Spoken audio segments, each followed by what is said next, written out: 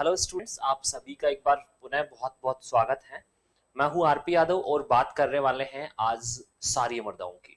Last जो lectures थे उसमें अपन ने समस्याग्रस्त मृदाओं को डिफाइन किया था और उसमें 3 प्रकार की समस्याओं के बारे में बात की, जिसमें प्रीवियस वीडियोस में मैंने आपको अम्लीय मृदाएं और लवणीय मृदाओं के बारे में बता दिया है। आज इस लेक्चर में बात करने वाले हैं जो आपकी तीसरी और मोस्ट इंपॉर्टेंट जो समस्या है, क्षारीयता, उसको लेके। तो सबसे पहले बात करते हैं क्षारीयता क्या होती है, किस प्रकार से इसका निर्माण होता है, साथ ही बात करते हैं इसकी जांच किस प्रकार से करते हैं और फसलों पे प्रभाव और इसको सुधारने की विधियां। तो देखिए, सबसे पहले बात करते हैं यहाँ पे आप जो मृदा पढ़ रहे हैं क्षारीय क्षारीय क्षारीय मृदाओं की बात करते हैं। क्षारीय मृदाएं, इसको बोला जाता है alkaline soil. Alkaline soil, okay. देखो, एल्केलाइन सोइल की बात करते हैं डियर स्टूडेंट, तो यहां पे आपको ये पता होना चाहिए कि ये एल्केलाइन जो सॉइल्स होती है ये एक्चुअल में होती क्या है, या फिर ये जो समस्या है जिसको आप क्षारीय बोल रहे हैं तो ये क्षारीयता है क्या। तो मैंने आपको एक चीज बताई थी कि अगर अम्लों की अधिकता होगी तो अम्लता और क्षारों की अधिकता होगी तो क्षारीयता। तो यहां पे बात यही कर रहे हैं कि इन मृदाओं में क्षारों की अधिकता होती है। इन मृदाओं में क्षारों की अधिकता होती है। क्षारों की अधिकता, देखिए हर चीज को रटना नहीं होता है। बुक्स में आपको जो परिभाषा दी हुई है उसको आप कुछ भी नहीं समझ पाओगे कि ये मृदाएं जिनमें ये फलाना होता है, ढीकड़ा होता है। यहां पे आप देखिएगा कि इन मृदाओं में किसकी अधिकता होती है, क्षारों की अधिकता होती है। एक एक पॉइंट क्लियर करूंगा यहां पे। क्षारीयता की क्षार की अधिकता होती है, ठीक है। इसमें अगर बात करते हैं, इस मृदा में क्षार की अधिकता होती है, तो वो क्षार कौन कौन से होते हैं। इसमें बात कर रहे हैं कि क्षारों की अधिकता होती है, तो क्षार की भी बात करेंगे ना। तो इसमें बात कर रहे हैं आपके सोडियम के। किसकी होती है, सोडियम के क्षार होते हैं। और सोडियम के कार्बोनेट, देखो कार्बोनेट एवं बाइकार्बोनेट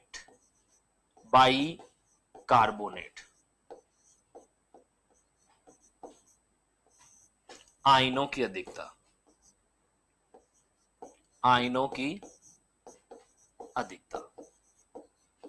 ठीक है।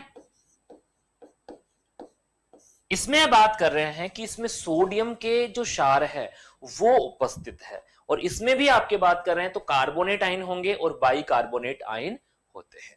इनकी वजह से क्या होता है, ये समस्या होती है। अब देखो, एक चीज आपको पता है कि पीएच मीटर किसको बताता है, आपके अम्ल और क्षार की सांद्रता को बताता है। तो अगर इनमें बात कर रहे हैं कि इन मृदाओं में क्षारों की अधिकता होती है, तो जिस मृदा में क्षार अधिक होंगे उसका पीएच ज्यादा होगा या कम होगा, क्योंकि अम्लीय मृदाओं के बारे में बात की थी कि इनका पीएच 7 से कम होता है। तो अगर यहां पे बात करते हैं, इन मृदाओं का पीएच क्या होगा, इन मृदाओं का पीएच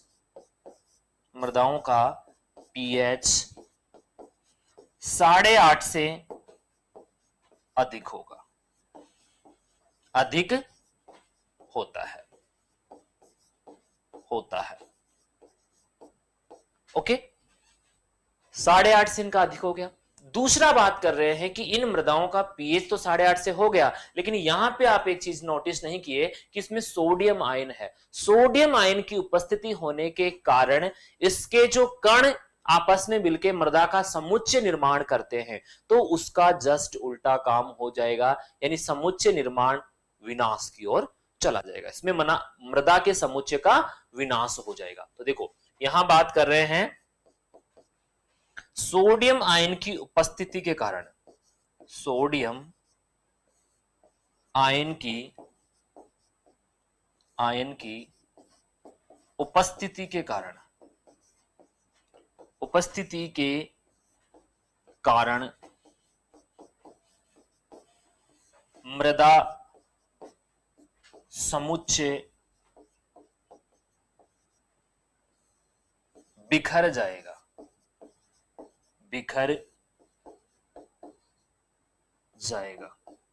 और इस प्रकार से बिखर जाने को बोलते हैं विउणी पिंडन। इसको क्या बोलते हैं डे स्टूडेंट? यहां पे समुच्चय जो है उसका विनाश हो रहा है तो उसको बोलते हैं विउणी पिंडन। ठीक है, विउणी पिंडन। अभी इसको समझाएंगे क्या होता है।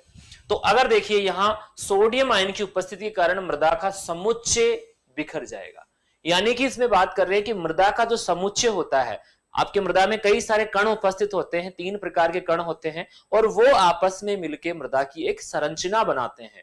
तो यहां पे संरचना बिगड़ रही है, तो इसमें एक पॉइंट और ऐड कर लीजिएगा, इन मृदाओं की भौतिक दशा खराब होती है।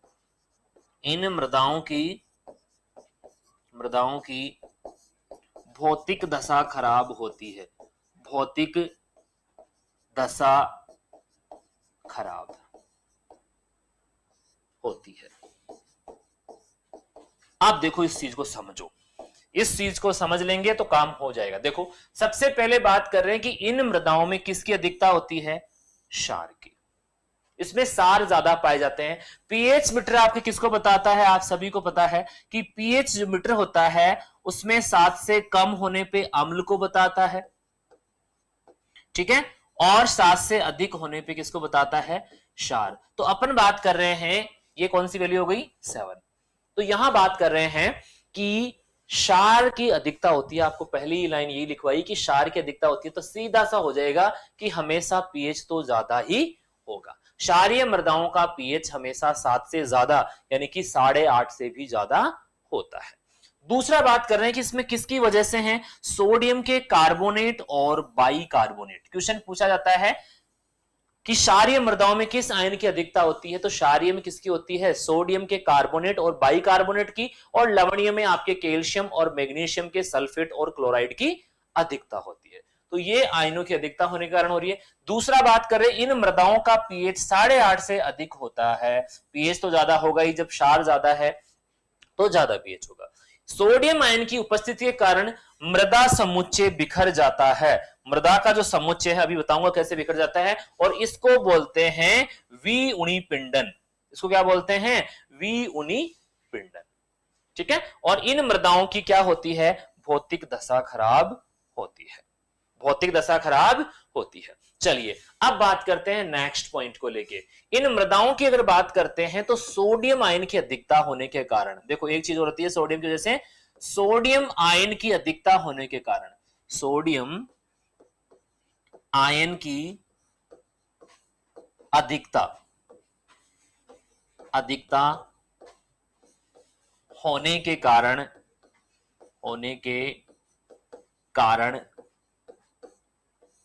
इन मृदाओं का रंग कैसा होगा? इन मृदाओं का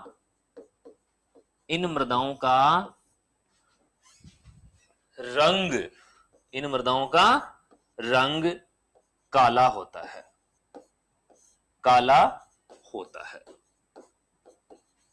ठीक है, अब देखो इसीलिए इसको क्या कहा जाता है? इसीलिए इन मृदाओं को कहा जाता है काली ऊसर। क्या बोलते हैं इसको? काली ऊसर बोला जाता है। काली ऊसर बोलता है, या फिर बोलते हैं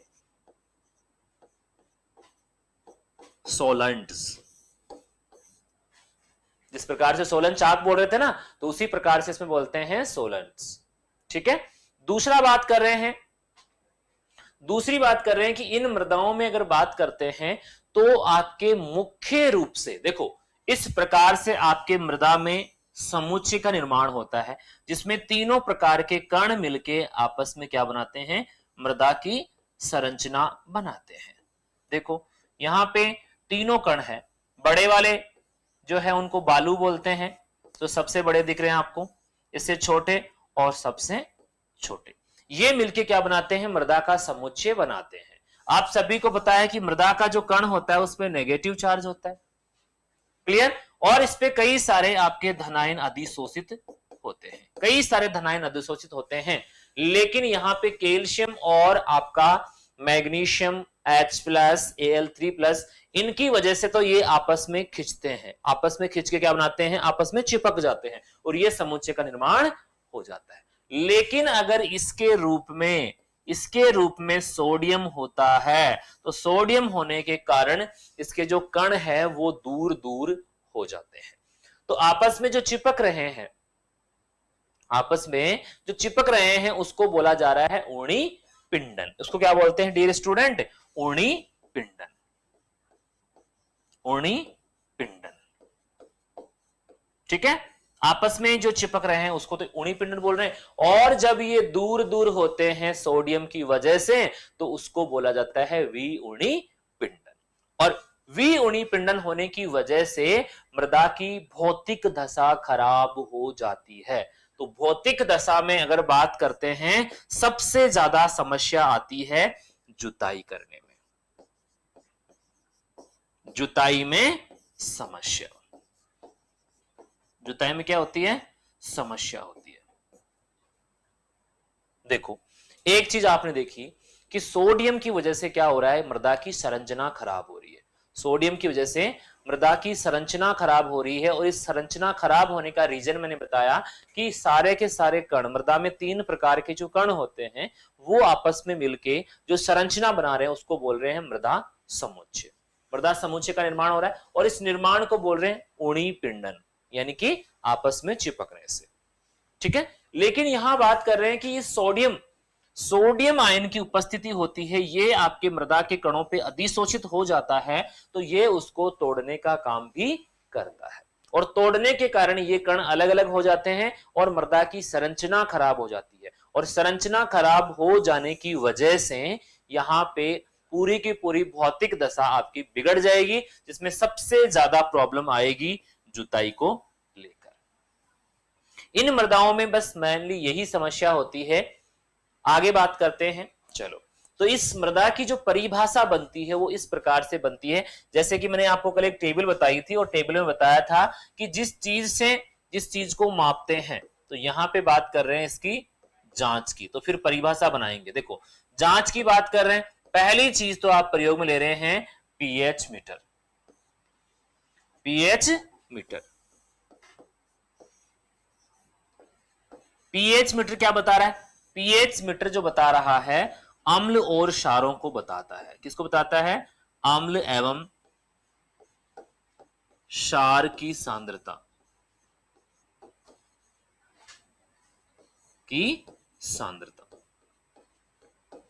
यानी 1 लीटर में कितने आपके अम्ल के अणु होंगे, मॉलिक्यूल्स होंगे, और कितने आपके क्षार के मॉलिक्यूल्स होंगे, उनको काउंट करने का काम करता है आपका पीएच मीटर। तो मैंने आपको बताया कि इन मृदाओं का पीएच तो क्या होता है? 8.5 से अधिक होता है, ठीक है। 8.5 से क्या होता है? अधिक, ठीक है, जो कल टेबल में बता दिया था। इसके बाद में दूसरा विकल्प बचता है आपके पास में ES, घुलनशील सोडियम प्रतिशत। इसको क्या बोलते हैं? घुलनशील सोडियम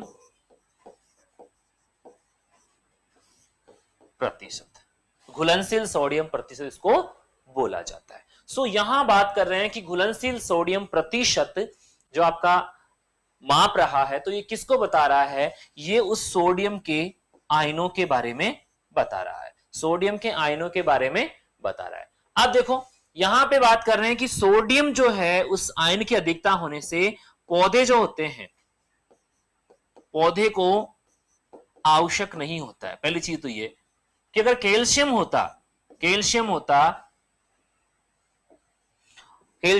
मैग्नीशियम होता, तो उसमें कुछ मात्रा आपका पौधे ग्रहण भी कर लेते, लेकिन सोडियम को आपके जो पादप है वो ग्रहण नहीं करते हैं, ठीक है। हालांकि कुछ पौधे हैं जैसे चुकंदर वगैरह की बात करें तो वो उसको ग्रहण करते हैं, बाकी ये आवश्यक नहीं होता है। इसलिए ये क्या करता है? लगातार मृदा में जमा होता रहता है और उसकी वजह से इसकी सांद्रता, इसके क्लोराइड, इसके कार्बोनेट और बाइकार्बोनेट आयन अधिक बन जाते हैं, ठीक है। तो इसकी जांच किससे कर सकते हैं? पहली चीज आप पीएच मीटर से देख लेंगे, पीएच मीटर से पता लगा सकते हैं। दूसरा बात कर रहे हैं ईएसपी से, घुलनशील सोडियम प्रतिशत से पता लगा सकते हैं। तो अब इस आधार पे अगर इसकी परिभाषा बनाई जाए तो देखो, इन मृदाओं की भौतिक दशा तो खराब होती है, लेकिन इन मृदाओं की परिभाषा होगी ऐसी मृदाएं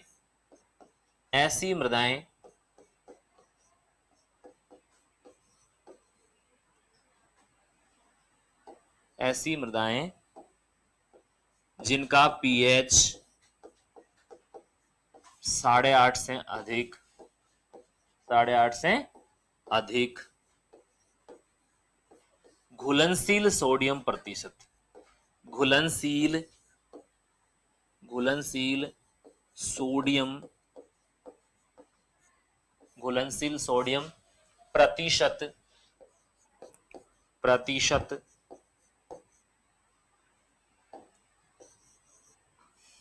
देखो घुलनशील सोडियम प्रतिशत की बात कर रहे हैं, प्रतिशत 15 से अधिक एवं ईसी, क्योंकि देखो ईसी से तो कोई मतलब नहीं है, ईसी 4 डेसीसाइमन्स पर मीटर से कम होता है।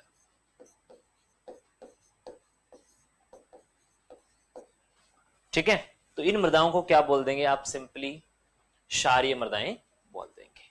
कभी कभी परिभाषा पूछ ली जाती है, उसमें एग्जाम्पल आपको पूछा जाता है, तो सिंपली आप बता सकते हैं कि ऐसी मृदाएं जिनका पीएच 8.5 से क्या होगा? ज्यादा। अब देखो एक चीज मैंने आपको कल बताई थी, इसको आप ऐसे भी याद कर सकते हो, और दूसरी चीज जो मैंने आपको बताई थी कि आप रट के भी याद कर सकते हो। तो ये तो आपको रटने वाली परिभाषा हो गई। दूसरा मैंने बताया था कि पीएच से जांच कर रहे हैं तो पीएच भी क्या होगा? ज्यादा होगा। घुलनशील सोडियम प्रतिशत यानी कि ईएसपी की बात कर रहे हैं तो ईएसपी भी क्या होगा? ज्यादा होगा। और जिस चीज से देखा ही नहीं जा रहा है वो क्या होगी? कम होगी। तो इसी से इसको कोई लेना देना ही नहीं है, इसी से कोई लेना देना नहीं है। लेकिन यहाँ पे आपको उसमें परिभाषा में लिखना पड़ता है कि ईसी क्या होती है, पीएच क्या होता है और ईएसपी क्या होता है। यहाँ पे मैंने आपको बता दिया था कि इसकी इकाई क्या होती है? नहीं होती है, इकाई रहित होती है। ये इकाई रहित। इसकी क्या होती है? डेसी साइमन प्रति मीटर, डेसी साइमन प्रति मीटर। ओके, और यहां पे घुलनशील सोडियम प्रतिशत क्या होगी आपकी? प्रतिशत में इसकी वैल्यू होती है। ठीक है, अब बात करते हैं डियर स्टूडेंट इसके बनने के कारणों की। ये तो आपको समझ में आ गया कि ये मृदाएं होती क्या है और किस प्रकार से इनका निर्माण होता है, ये अपन जानने वाले हैं। तो सबसे पहले बात करते हैं, फर्स्ट पॉइंट जो है आपका बनने के कारण।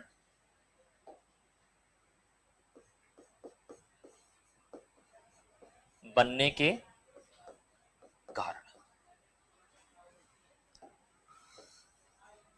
देखो इन मृदाओं का क्या कारण हो सकता है बनने का? बनने का कारण देखो, पहली चीज तो ये देखते हैं कि इन मृदाओं का जो निर्माण होता है वो किन क्षेत्रों में होता है। इन मृदाओं का जो निर्माण होता है वो किन क्षेत्रों में होता है? तो ये अर्ध शुष्क, देखो शुष्क एवं अर्ध शुष्क, शुष्क एवं अर्ध शुष्क क्षेत्रों में, अर्ध शुष्क क्षेत्रों में। ठीक है, यानी आप बोल सकते हैं कि जहां पे वर्षा का अभाव होता है उन क्षेत्रों में ये मृदाएं ज्यादा पाई जाती है। ठीक है, इसी प्रकार से और क्या रीजन हो सकता है? लगातार क्षारीय उर्वरकों का प्रयोग, लगातार क्षारीय उर्वरकों का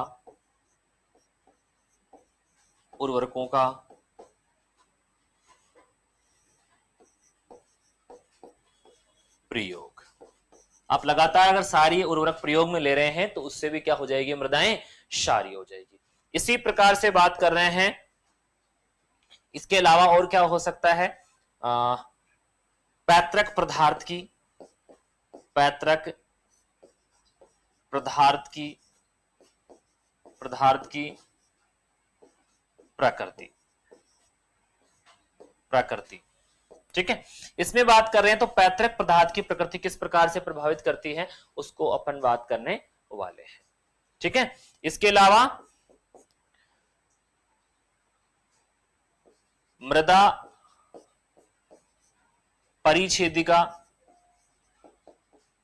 मृदा परिच्छेदिका की गहराई, मृदा परिच्छेदिका की गहराई। अब देखो गहराई से कैसे फर्क पड़ेगा अभी देख लेते हैं। तो ये कुछ पॉइंट्स हैं जिनके माध्यम से आप समझने की कोशिश करेंगे कि ये जो मृदाएं हैं वो किन क्षेत्रों में बनती है और इसका क्या रीजन है। तो पहला आपने बात की कि यहां पे क्या है, वर्षा का अभाव है।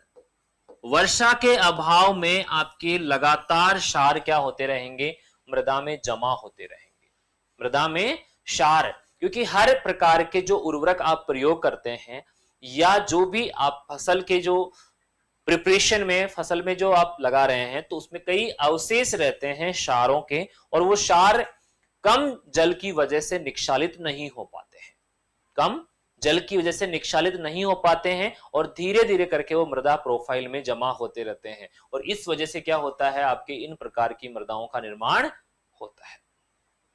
दूसरा बात कर रहे हैं आपके क्षारीय उर्वरकों का प्रयोग, जैसे बात कर रहे हैं सोडियम नाइट्रेट, सोडियम नाइट्रेट,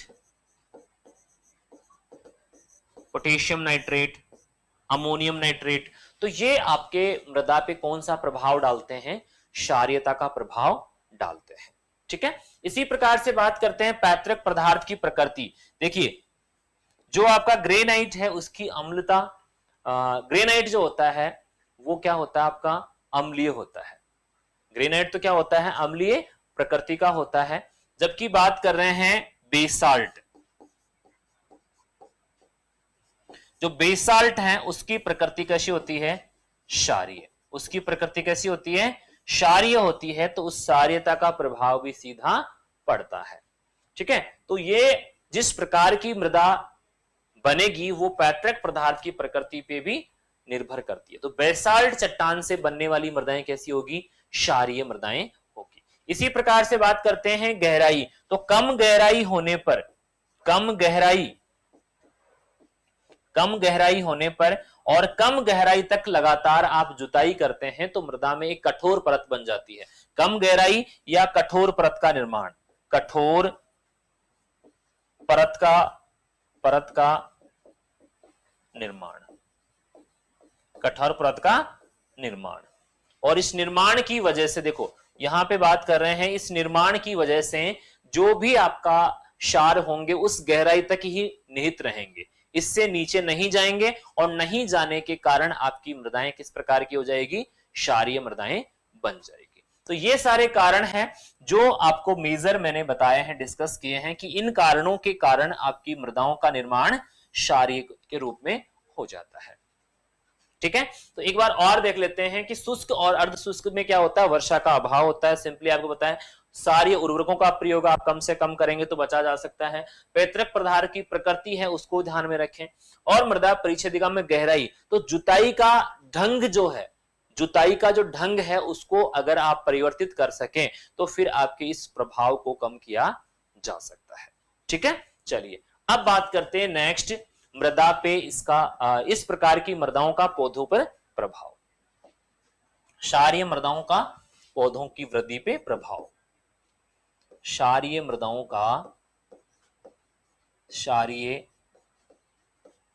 का पौधों की वृद्धि पे प्रभाव, पौधों की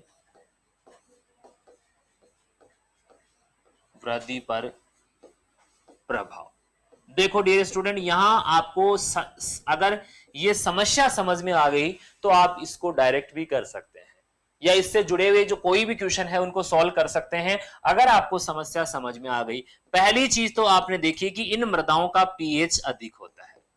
देखो पीएच अधिक है, एक एक पॉइंट को समझना, पीएच अधिक है उससे क्या फर्क पड़ेगा अभी बात करते हैं। दूसरा बात कर रहे हैं क्षार अधिक है, क्षार अधिक है, ये भी बात कर चुके हैं। ठीक है, इसी प्रकार से बात कर रहे हैं सोडियम की अधिकता होती है, सोडियम की क्या होती है, अधिकता, सोडियम की अधिकता। और एक चीज और देखिए, भौतिक दशा खराब होती है, भौतिक दशा खराब, दशा खराब, यही चीजें देखी ना आपने। तो ये सारे पॉइंट ही आपके ये जवाब देंगे कि आपके मृदाओं के पौधों पे क्या प्रभाव पड़ेगा, पौधों पे क्या प्रभाव पड़ेगा। अब देखो एक चीज देखना, यहां पे आप सभी को पता है कि पोषक तत्व जो होंगे वो आपके 6.5 से लेके 7.5 वाले पीएच पे ही मिलेंगे। पहली चीज तो ये, तो यहां पे एक पॉइंट बनता है पोषक तत्वों की उपलब्धता पे प्रभाव। पोषक तत्वों की उपलब्धता पर प्रभाव, पोषक तत्वों की उपलब्धता, और वो बेसिकली क्या हो जाएगी, कम हो जाएगी। क्यों हो जाएगी, क्योंकि यहां बात कर रहे हैं कि पीएच क्या होता है, अधिक होता है, और मैंने आपको बताया कि 6.5 से लेके 7.5 पीएच होगा तभी पादप के लिए या पौधों के लिए आइडियल वो माना जाता है। ठीक है, तो यहां इसके प्रभाव से क्या हो रहा है कि पोषक तत्वों की उपलब्धता प्रभावित हो रही है। दूसरा बात कर रहे हैं कि इन मृदाओं का पीएच अधिक होता है तो इसमें केवल और केवल जीवाणु की ज्यादा ग्रोथ होगी, जीवाणु की संख्या अधिक, जीवाणु की संख्या अधिक होगी। क्यों, क्योंकि जीवाणु आपके एल्केलाइन क्षारीय माध्यम में वृद्धि अधिक करते हैं, और यहां पे बात कर रहे हैं कवक की वृद्धि कम, कवक की वृद्धि कम। तो कवकों की वृद्धि क्या हो रही है, कम हो रही है, और जीवाणु की वृद्धि ज्यादा हो रही है। ठीक है, तो 2 पॉइंट मैंने आपको बताए कि पीएच की बात कर रहे हैं, तो यहां पे आप लिख लेंगे अनुकूल पीएच। अनुकूल पीएच जो होता है पौधों के लिए वो होता है आपका 6.5 से लेके 7.5। ओके, चलो दूसरा बात कर रहे हैं कि क्षार अधिक होते हैं। क्षार अधिक होने से आपके अम्ल क्या हो जाएंगे, कम। अम्ल, अम्ल क्या हो जाएंगे डियर, कम हो जाएंगे।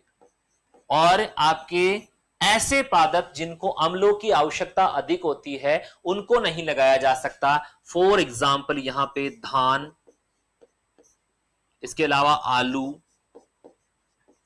और चाय, इसको इस माध्यम में लगा पाना पॉसिबल नहीं होता है, क्योंकि ये इनके लिए कौन सा माध्यम आवश्यक है, इन सभी के लिए आपके अम्लीय माध्यम की आवश्यकता होती है। तो क्षार की अधिकता होने के कारण डियर स्टूडेंट आपकी कुछ फसलों का चुनाव यहां पे नहीं किया जा सकता। ठीक है, तो याद रखेंगे कि इन मृदाओं में आपके धान, आलू, चाय, इन सभी को नहीं लगाया जा सकता। ठीक है, तो यहां पे क्या हो गया, आपके पास में लिमिटेड चॉइस हो गई कि आप कौन सी फसल लगाएं। इसके अलावा सोडियम की अधिकता, सोडियम जो अधिक होने से मृदा क्या हो जाएगी, एक तो कठोर हो जाएगी, क्या हो रही है, कठोर हो जाएगी, और दूसरी बात करते हैं तो इसमें जल निकास और वायु संचार की कमी हो जाएगी। कठोर होने के कारण क्या होगा, रंध्रावकाश कम, रंध्रावकाश कम। देखो रंध्रावकाश कम, तो रंध्रावकाश कम होने की वजह से और कौन सी समस्या का सामना करना पड़ेगा, यहां पे वायु संचार, वायु संचार एवं जल उपलब्धता कम, जल कम उपलब्ध होगा पौधे को। ठीक है, क्योंकि रंध्रावकाश में क्या होता है, वायु होता है, और रंध्रावकाश में क्या होता है, जल होता है। तो यहां बात हो रही है सिंपली कठोर मृदा का मतलब होता है कि रंध्रावकाश कम प्राप्त होना, और कम यहां पे रंध्रावकाश है, इस वजह से आपका वायु संचार और जल की कमी महसूस होगी। ठीक है, इसके अलावा बात कर रहे हैं भौतिक दशा। देखो भौतिक दशा खराब होने के कारण इसमें अगर बात की जाए तो सिंपली आप समझ सकते हैं कि जुताई कार्य करने में समस्या आएगी, जुताई करने में समस्या, जुताई करने में क्या होगी, समस्या होगी, क्योंकि यहां बात कर रहे हैं कि इन मृदाओं की भौतिक दशा खराब होती है, ये कठोर मृदाएं होती है, तो इनमें आपके जो भी उपकरण मृदा में प्रवेश करवाना चाहते हैं तो उनको प्रवेश करने में अधिक बल की आवश्यकता महसूस होगी, तो इसलिए इन मृदाओं में आप जुताई कर नहीं सकते हैं। इसको और डिटेल से देखते हैं, क्योंकि इन मृदाओं का जो मुख्य समस्या है वो यही है, जुताई, जुताई में समस्या, जुताई में समस्या। देखिए जुताई में समस्या कैसे आ रही है, कि आपका मृदा क्या है, अधिक कठोर, कठोरता अधिक हो जाती है, मृदा अधिक कठोर, अधिक कठोर। कठोर का मतलब क्या है यहां पे, कठोर को आप समझ सकते हैं कि इनमें रंध्रावकाशों की कमी है, रंध्रावकाश की कमी है, ठीक है। इसलिए यहां आपके जो भी उपकरण लेंगे तो उपकरणों को मृदा में, देखो उपकरणों को मृदा में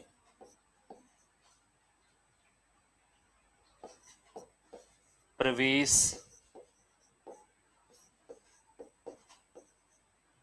करवाने के लिए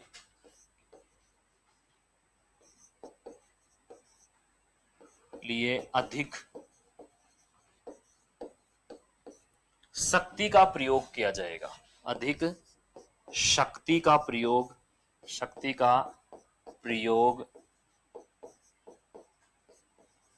होता है। देखो यहां बात कर रहे हैं कि मृदा कठोर है, रंध्रावकाशों की कमी है। रंध्रावकाशों की कमी यानी इन मृदाओं की बीडी क्या होती है, अधिक होती है। इन मृदाओं की बीडी अधिक। और आप सभी को पता है कि बीडी क्या होनी चाहिए, कम होनी चाहिए, ठीक है। दूसरा बात करें कि उपकरणों को मृदा में प्रवेश करवाने के लिए अधिक शक्ति का प्रयोग होता है। तो ये शक्ति किसकी यूज होगी, ये आपके ट्रैक्टर की शक्ति प्रयोग में होगी। तो अधिक शक्ति होगी तो अधिक आपका ईंधन जलेगा, अधिक ईंधन का प्रयोग, क्योंकि जितना ताकत यहां पे लगानी पड़ रही है उतना ही आपका फ्यूल भी यूज होगा, ठीक है। इन मृदाओं की अगर बात कर रहे हैं तो जुताई करने में आपके क्या समस्या होगी, जुताई करने पे दो कंडीशन हो सकती है। जुताई आपने की है, मान लीजिएगा वो आपने की है कम नमी पर, और यहां पे दूसरी है अधिक नमी पर। आप जो भी जुताई कर रहे हैं आप दोनों कंडीशन में कर रहे हैं। तो आपने अगर कम नमी पे जुताई कर दी, अधिक नमी पे जुताई कर दी, तो क्या क्या समस्याएं उत्पन्न हो सकती। देखो जुताई आप कर रहे हैं, पहली चीज कर रहे हैं कम नमी पे। जब आपकी मृदा में नमी कम थी और उस अवस्था में आपने जुताई कर दी, तो यहां पे आपको क्या करना पड़ रहा है, उपकरणों को मृदा में प्रवेश करवाने के लिए अधिक शक्ति का प्रयोग किया जा रहा है। और शक्ति का प्रयोग अधिक करेंगे तो ईंधन का उपयोग भी ज्यादा होगा, तो इससे क्या बढ़ जाएगी, कॉस्ट ऑफ कल्टीवेशन बढ़ जाएगी। दूसरा बात कर रहे हैं कि जुताई तो करनी है आपको, अल्टीमेटली करनी है, किसान ऐसे थोड़ी कि नहीं करेगा। तो अगर कम नमी पे कर दी तो बनने वाले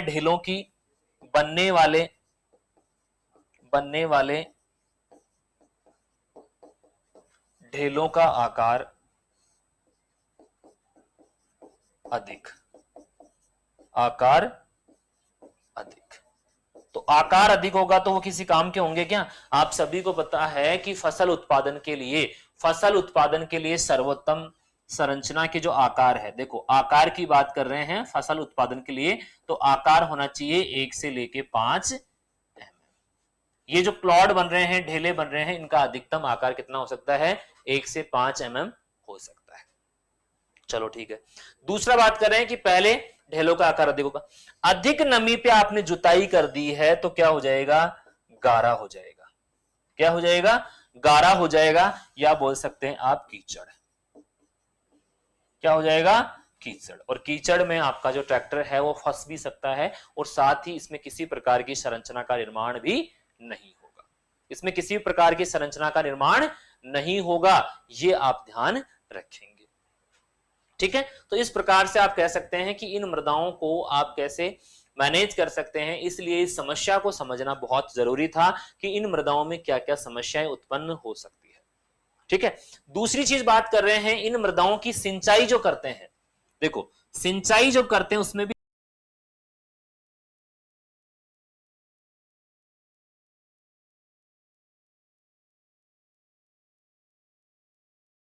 और अगर थोड़ी सी कम सिंचाई देंगे तो उसमें क्या हो जाएगा, सूख जाएगा, मृदा में प्रवेश ही नहीं करेगा, मृदा में कठोर परत का निर्माण हो जाता है और कठोर परत का निर्माण हो जाने के कारण पौधे की जड़ें भी प्रॉपर डेप्थ तक नहीं जा पाएगी।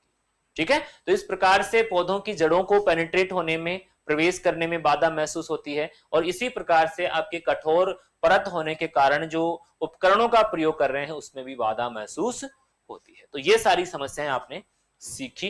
अब बात करते हैं इन मृदाओं का प्रबंधन।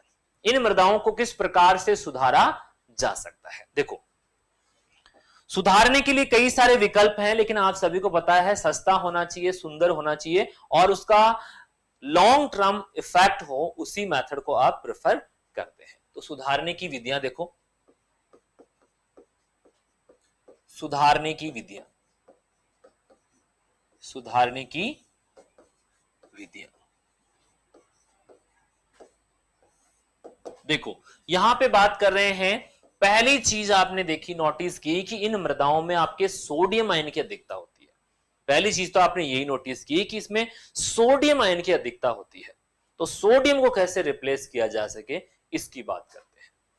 देखो, सोडियम की अधिकता, सोडियम की क्या है, अधिकता है। तो यहां इसको क्या किया जा सकता है, कम किया जा सकता है। कैसे कर सकते हैं, कैल्शियम द्वारा प्रतिस्थापित कर कर। देखो, यहां बात हो रही है कि सोडियम की अधिकता, इसको कैसे कम कर सकते हैं, कैल्शियम द्वारा प्रतिस्थापित, कैल्शियम द्वारा प्रतिस्थापित। देखिएगा, प्रतिस्थापित आप कर रहे हैं। इस प्रकार की आपकी मृदाएं हैं, जो मृदाओं की बात कर रहे हैं, इस प्रकार से आपकी मृदाएं हैं और उनपे ये नेगेटिव चार्ज है, यहां पे पॉजिटिव चार्ज आपका सोडियम बैठा है, Na2+ बैठा है। देखो, ये कौन सी हो गई, क्षारीय मृदाएं। तो इनको आप क्या कर सकते हैं, कैल्शियम द्वारा प्रतिस्थापित, और यहां पे आप ले रहे हैं CaSO4 2H2O, ये क्या है आपका जिप्सम, और आप यहां पे आप क्या कर सकते हैं, इस पे कैल्शियम 2+ क्या हो जाएगा, आके बैठ जाएगा, Ca2+ बैठ जाएगा। और इसमें यहां से आपका जो सोडियम है, सोडियम क्या होगा आपका Na2SO4, ये आपका निक्षालन में चला जाएगा नीचे की ओर। इसका क्या हो जाएगा, निक्षालन, इसका क्या हो जाएगा, निक्षालन। देखो, इसको कंप्लीटली समझो, इसको कंप्लीटली समझते हैं। पहली बात कर रहे हैं कि इसको कैसे आप मैनेज कर सकते हैं। तो इसका सोडियम को आप रिप्लेस कर सकते हैं कैल्शियम के द्वारा, कैल्शियम के द्वारा रिप्लेस कर सकते हैं। आपको ये संरचना दिख रही है, इस प्रकार की स्ट्रक्चर दिख रही है जिसमें आपके सोडियम आयन उपस्थित है। तो इसको आप किससे प्रतिस्थापित कर सकते हैं, कैल्शियम सल्फेट यानी कि जिप्सम का प्रयोग कर सकते हैं और इसको इस प्रकार की मृदा में बांटा बदला जा सकता है। इसके अलावा जो आपका सोडियम सल्फेट होगा वो क्या होता है, घुलनशील होगा और घुलनशील होने के कारण निक्षालित हो जाएगा, यानी कि जड़ क्षेत्र से नीचे चला जाएगा, जड़ क्षेत्र से नीचे चला जाएगा। तो यहां बात कर रहे हैं कि सबसे सस्ता जो है वो क्या है, जिप्सम। जिप्सम का प्रयोग हमेशा किसमें किया जाता है, जिप्सम का प्रयोग क्षारीय मृदाओं को सुधारने में करते हैं, प्रयोग क्षारीय मृदाओं को सुधारने में, मृदाओं को सुधारने में। ठीक है, अब देखो जिप्सम के बारे में और डिटेल देखते हैं। जिप्सम क्या है आपका, कैल्शियम सल्फेट है। जिप्सम क्या है, कैल्शियम सल्फेट। कैल्शियम सल्फेट, इसका फॉर्मूला की बात करते हैं तो CaSO4, यहां पे कॉपर मत कर देना, आप अच्छे से देख लीजिएगा इसको अच्छे से, CaSO4 2H2, ये होता है आपका कैल्शियम सल्फेट, जिसको क्या कहा जाता है, जिप्सम।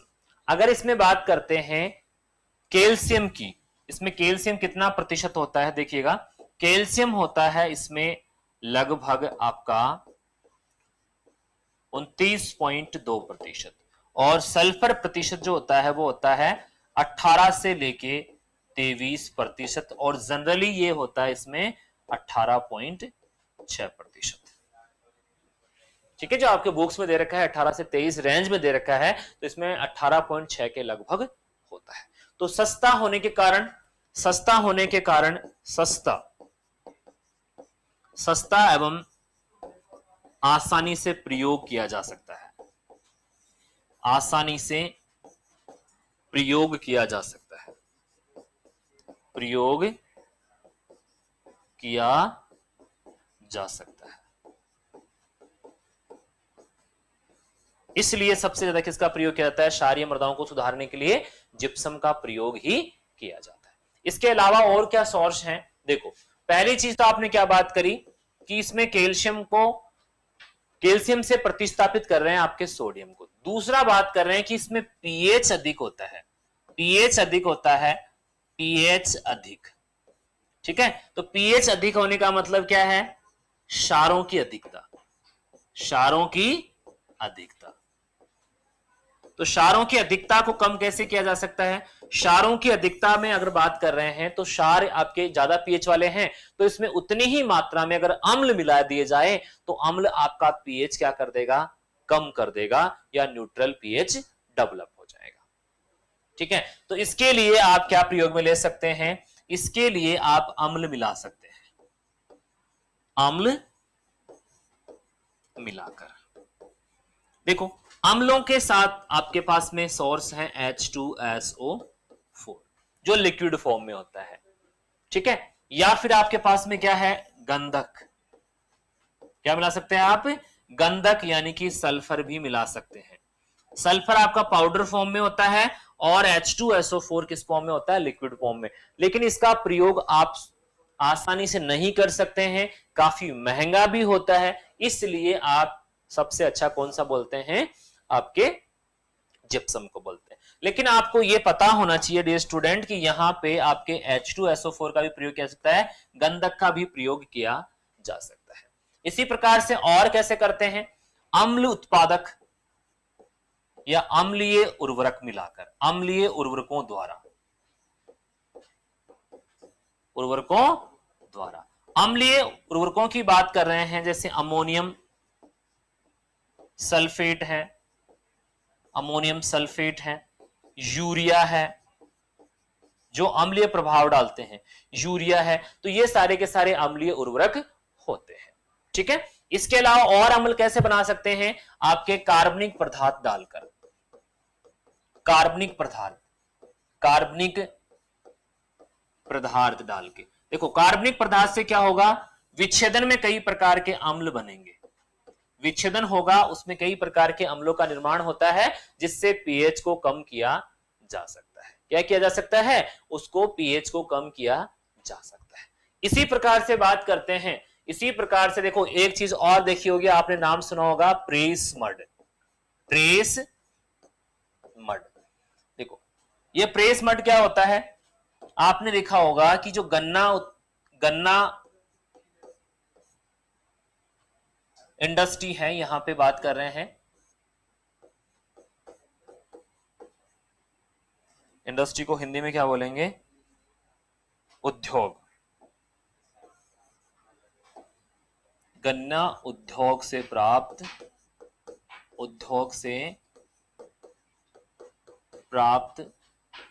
सह उत्पाद। ठीक है, जो चीनी का सह उत्पाद होता है, उसका इसका प्रकृति कैसा होता है? अम्लीय होता है, अम्लीय प्रकृति। अम्लीय प्रकृति होने के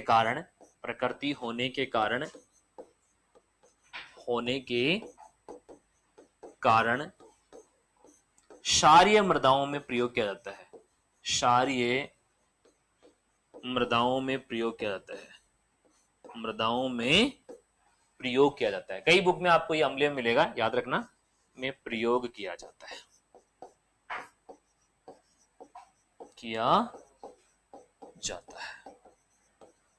ठीक है। तो प्रेस मड का प्रयोग भी किया जाता है आपके क्षारीय मृदाओं को सुधारने के लिए। ठीक है, इसी प्रकार से मैं बात करता हूं तो एक और है जिसका नाम है iron pyrite. Iron pyrite, iron pyrite की बात करते हैं, इसका सूत्र होता है FeS2, जो बिहार में काफी ज्यादा मिलता है और इसका प्रयोग भी आपके कैल्शियम सोडियम को प्रतिस्थापित करने के लिए किया जा सकता है।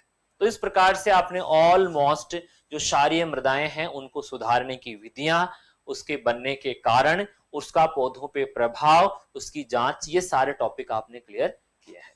सो स्टूडेंट, उम्मीद करता हूं कि आपको इस पॉइंट या इस समस्याग्रस्त मृदाओं से कोई समस्या नहीं होगी, क्योंकि सभी समस्याओं को मैंने डिटेल में डिस्क्राइब किया है।